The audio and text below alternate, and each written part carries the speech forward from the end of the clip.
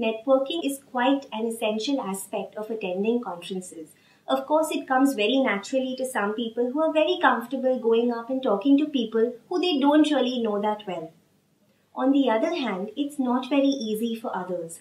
They may be shy going up to someone who they do not know very well. What we're going to do today is we're going to be sharing some tips to help you network and to help you become more comfortable in meeting new people at such events. The first thing that you need to do is take a look at the conference attendee list. Who will be attending the conference while you're there? Take a look and make a note of all the people you'd like to meet. They could be journal editors or experts who you think you would like to collaborate on for future work. They could be authors of blogs that you follow. Maybe you'd like to meet with them when you're there. They could basically also be others from Asia. Are they facing the same challenges as you? Make a note. You could catch up with people who are also from Asia and try to understand if they're facing similar challenges as you are facing. Finally, you could also look to meet speakers of sessions that you think would be particularly interesting. Also, if you know that there is a common acquaintance, if you do have a common friend with this person, you could perhaps even ask for an introduction. If that doesn't work, you can in fact look up their contact details online.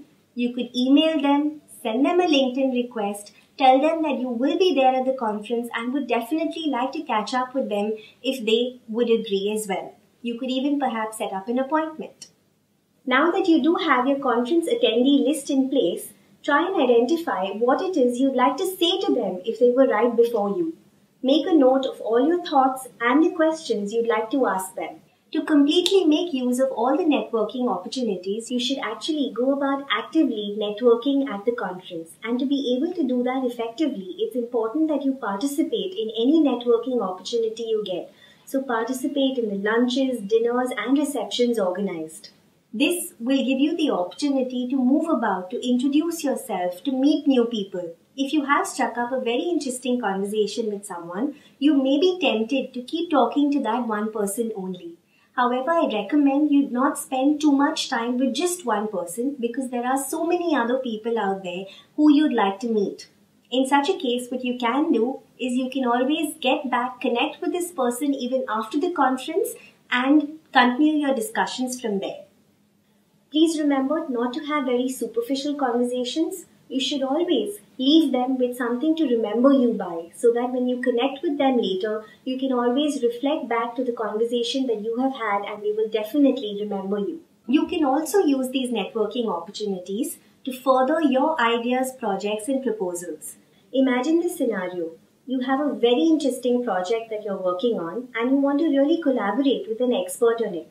And you know that this expert will be present at the conference. How do you broach this subject? Do you go up to the expert, explain details about your project and discuss everything in one go? Or do you first just go ahead, build a rapport and then contact the person after the conference to discuss details? What you need to do is actually strike a balance. So you need to go up, introduce yourself, talk a little bit about your project, talk about all the interesting aspects of your project and evoke interest so that when you connect with the person afterward, they can always recollect the conversation that you had and will be eager to collaborate with you on the project or at least to discuss it in some more detail.